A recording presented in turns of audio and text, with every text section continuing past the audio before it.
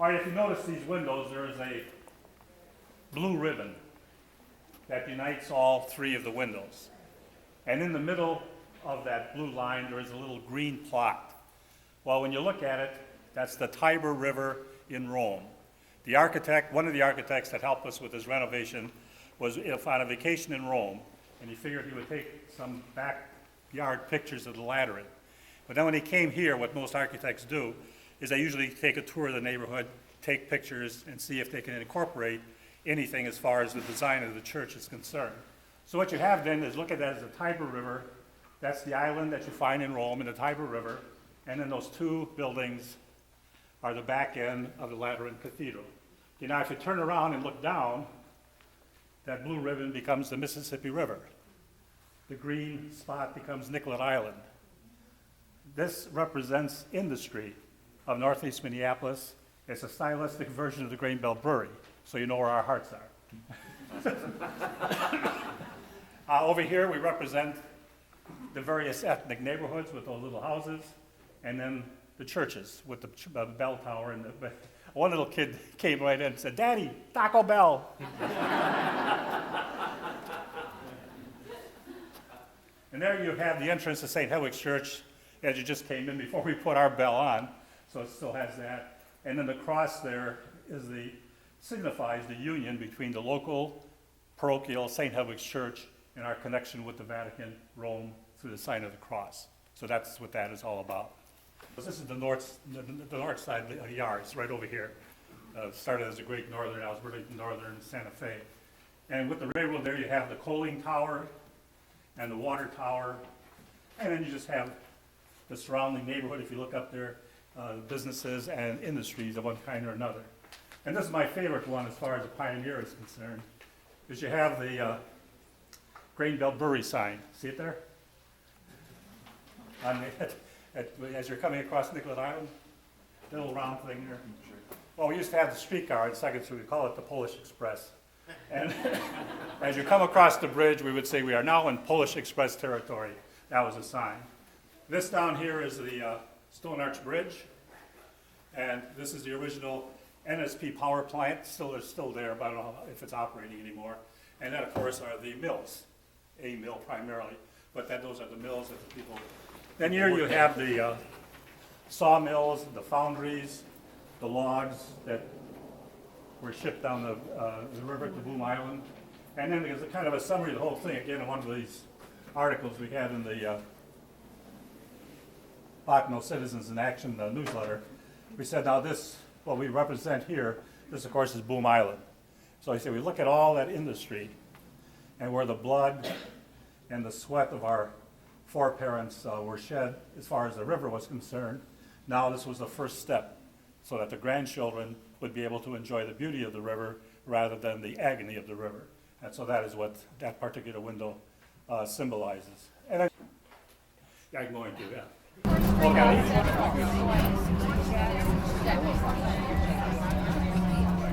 This is Greenbelt Park here. Okay, the Greenbelt Brewery was built in 1891, although it wasn't until 1892 that there was full production. It replaced the John Orth Brewing Company, which was located in the parking lot across the street. That was the original Orth building. The company was originally called the Minneapolis Brewing and Malting Company, and it was the merger of Orth and three other smaller brewers in the Minneapolis area. The company operated until the end of 1975. In the spring of 75, the stockholders sold out to mogul Irwin Jacobs, who promised to put new money into the thing and get it competitive again. And he turned around and shut the place down, sold everything for scrap, and threatened to tear down the buildings. But community activists pretty much stood in front of his bulldozers, although he did actually take out a wing on the other side of the building was there. That was torn out in 1976. The park here, this used to be a junkyard, and you had a driveway and stuff like that here. The park officially was landscaped in the early 1960s. It officially opened in the summer of 1963. Used to have a fountain right here, which went about 18 feet up and was on in full force. And as you can see, it's now now an algae field, and mosquito eggs and stuff like that are breeding ground for that. But the found that there was a depiction of it on the Greenbelt packaging in the 1960s and 70s, and people would come here. There's a little bridge. They'd have parties here. They'd have weddings.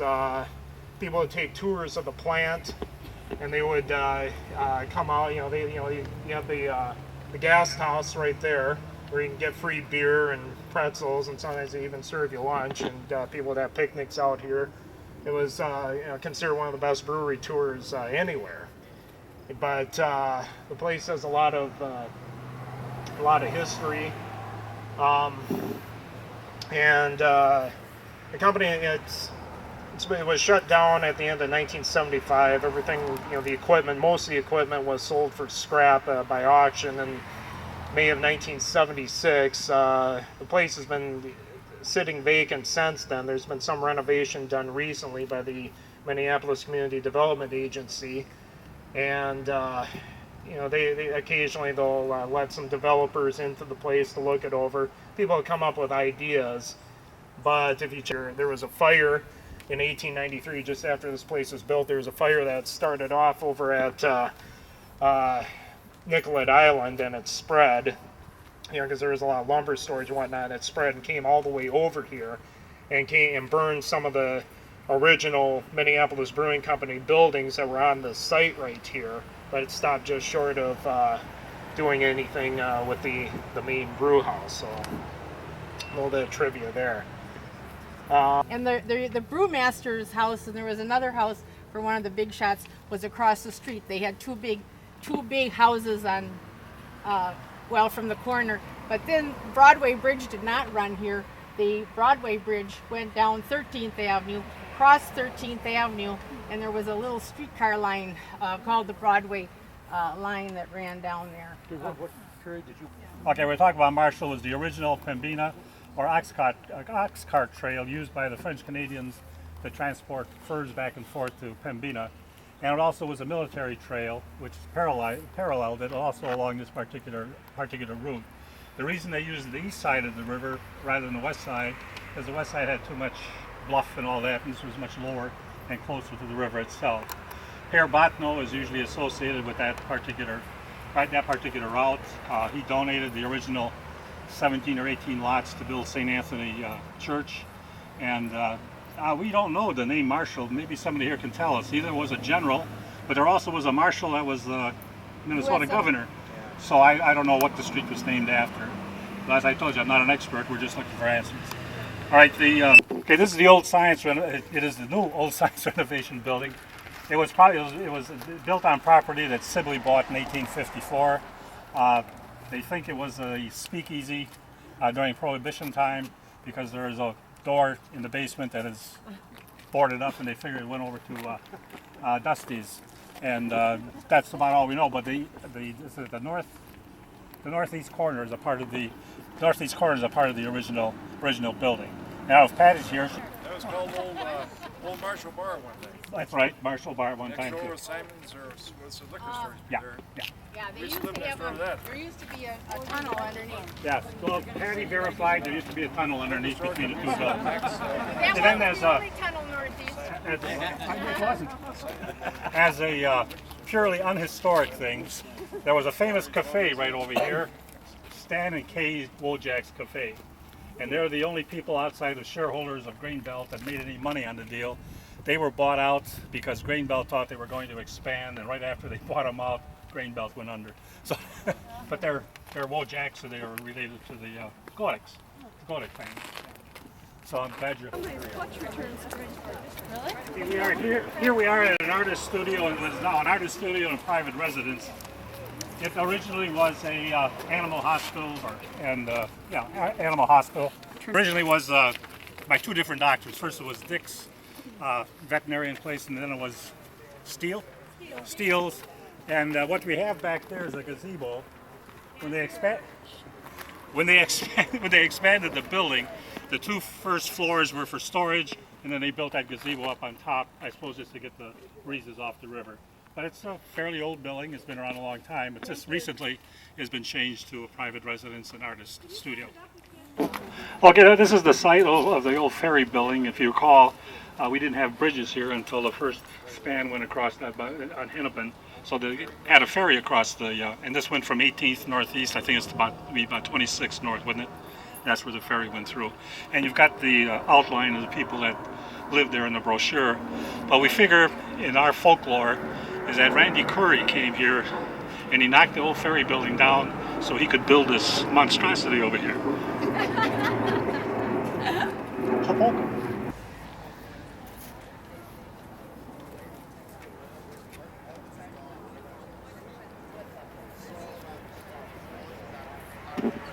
Okay, this is the site of the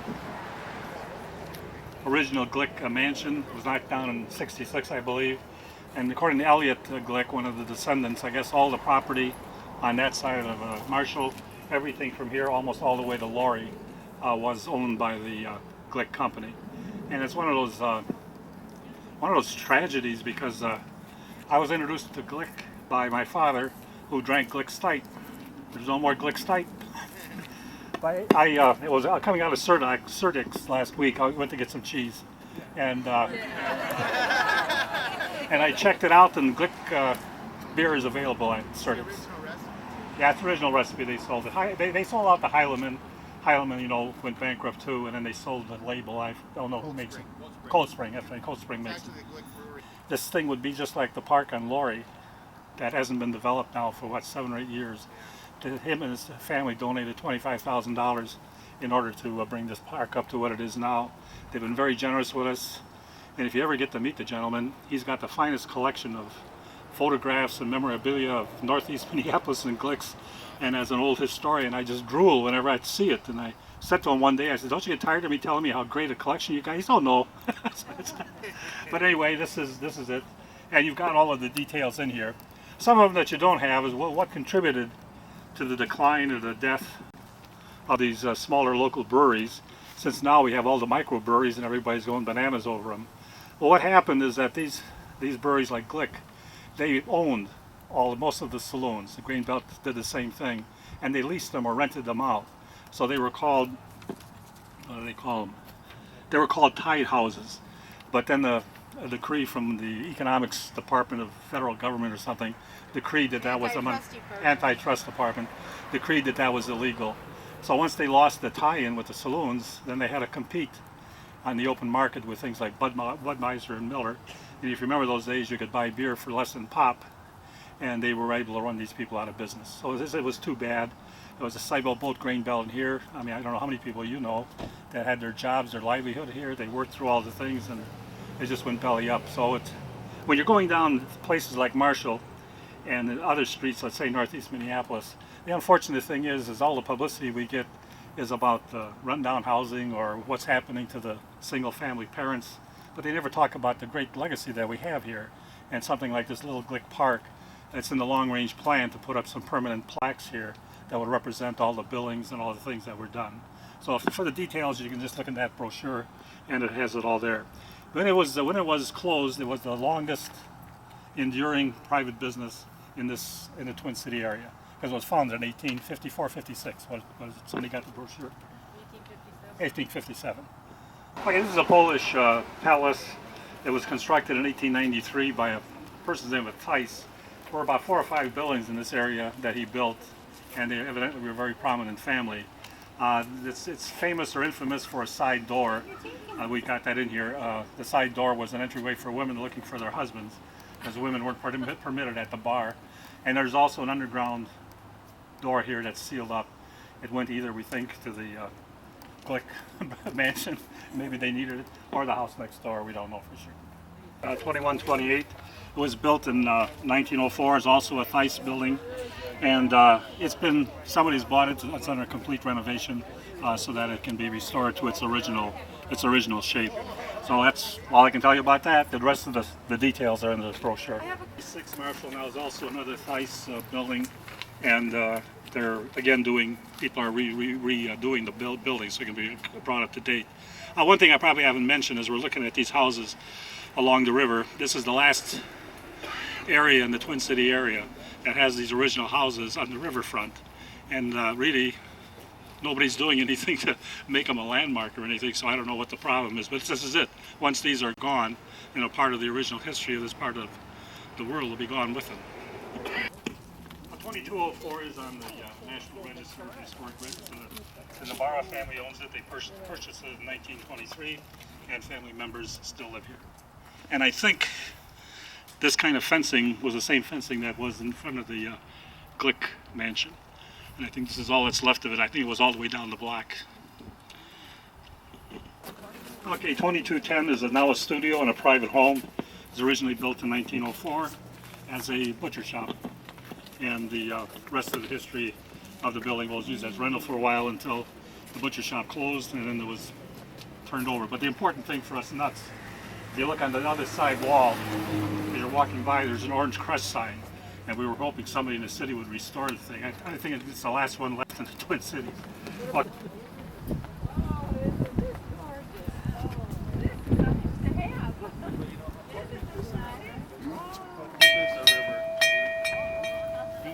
Time for math. There you go. yeah, this is the palace site. You probably all remember it as the Edgewater site. Edgewater was the Edgewater 8, became very popular, and the place was almost always jammed. Then they sold out to a Chinese chef who started up a business. He had some very fine food there, but I guess there was not enough Chinese clientele in Northeast Minneapolis, so it finally closed. And then that gas station down there wanted to expand, and then Marshall Terrace and the Botno Citizens Group got together and convinced the legislature to come up with enough money, and they bought it so that they could be preserved. Its primary purpose was to preserve natural prairie and things of that kind, and the ox cart design is going to be built into the benches as a reminder of what this was. And just as a sidelight, that final residential building that you just left back there was up for sale, but Minneapolis development people decided not to sell it. American Iron bought it, so they're kind of, American Iron is the one who wants to put up the Condurator on the other side of the river. So when is this going to be developed? It was also a pottery, It was a pottery. and Glick also broke their broken bottles are buried here. Yeah. So it's got a wonderful history. Developed into a park. As soon as we get the money. Okay, this is the Tony Jarris River Garden. Tony Jarris is a very popular individual in Northeast Minneapolis, very famous. Played basketball for Edison, made All-State. Played basketball for the University of Minnesota, and I think it was an All-American. And he played for he was the point guard for the original Minneapolis Lakers. So he and Mickelson and Pollard and Mikan, and I forget, it was a Skoog, the fifth one on the team. Yeah, and they won, I don't know, 5 or 6 NBA championships while they were there. We thought we were going to get some information on the building. All we can do is presume it always was a saloon. That's the only thing we'd say. A kitty corner across there is the original Gavron's liquor store. It was founded by Gavron, of course. And it's just an interesting story. Gavron would go to confession once a year at St. Cyril's. I was an assistant there. And after he went to confession, whenever I came by the store, he'd call me in and give me almost a case of liquor. Okay, he sold out in '75 to his Helen and Harold Doncaster and Rose Margit. I think they're all dead now. And Larry and Bob Margit now run the operation. The L&M car wash, most of us remember as the Wig and Bottle site. The Wig and Bottle, John Skowronski was the owner. Started as just a neighborhood saloon. Then he put on a small addition and started serving food. Then he put on a third edition, and it became a very high upscale eating place. And people like myself and Joe Capella and Tony Muscala and who's the guy from St. Cyril's? Ballot. We used to hang out over here. We'd meet here about 11 o'clock at night coming back from meetings. And it was just a wonderful place. And of course it burnt down. And because of zoning laws, they couldn't get enough off-street parking, so they couldn't rebuild it. So John sold out. He went to Florida, became a liquor distributor, and is a millionaire. I think he's a millionaire. Okay, this is the Cywick Lumber and Millwork operation. It's, I think, one of the oldest single family ownership business on the river that's still in existence. We tried to get more, they got some more information, but they didn't get it to us. But the reason that Joe Cywick is so good is that he and I are classmates. and I taught him everything he knows. I can say that because he's not here. But that's, they started, I remember when I was a kid, his father delivered coal for stoves and all that. That's how they started. It was really a one-man operation until Joe took it over and he expanded into apartment development and things of that kind. And I'm sure he could afford to buy out St. Hedwig's if he wanted tomorrow. Okay, next door is the Marshall Concrete Products, and you've got all the people that owned it in the little brochure already, so I don't want to waste any more time. But the important thing, I suppose, that we remember here is two major fires that almost did destroy Silex, and they rebuilt each time. Now, Joe also has an operation in Jordan, and it's a much bigger operation than this. And here again, I got this kick about the Minneapolis Development Agency. He's willing to sell out. They wouldn't do it, wouldn't buy him out. And I wasn't going to, Joe still lives in the neighborhood. It's kind of hard to give the guy a hard time. He's willing to live here. But anyway, they rebuilt after the two fires, and again, a very, very well business. And it's now into the third generation. Joe's kids are starting to take over more and more of the daily management, although Joe's car you'll be seen parked right in the corner there when he's here. He comes to work almost every day yet. I asked him, he had a heart attack too, and he's my age, of course. We graduated together, and I asked him, I said, well, when the hell are you going to retire, Joe? And he said, I got so many things to do yet. So that's why he's still working. Okay, this is the Marshall Terrace Park. It goes back to at least until the time when I was a kid. I don't know when it was really established. We had a very famous event here. There's a group of canoeists in the United States that go on a canoe rumble every year. And I think we got in here in 1997. They camped out here in Marshall.